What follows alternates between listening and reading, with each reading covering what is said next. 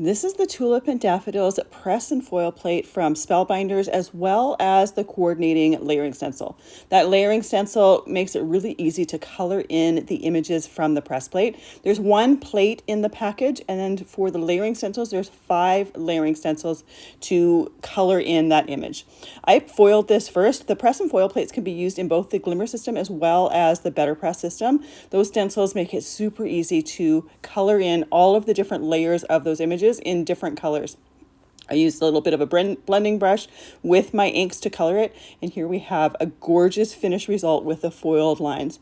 But like I said, you can also use this plate in the Better Press system. So the next way I used it was in the Better Press system.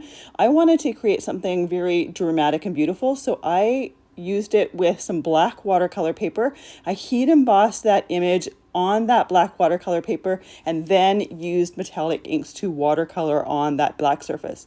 Now, because we have black paper here, we're not going to see a lot of that ink. We're just going to see a subtle bit. So I added little bits of ink as it was drying just to layer up that color.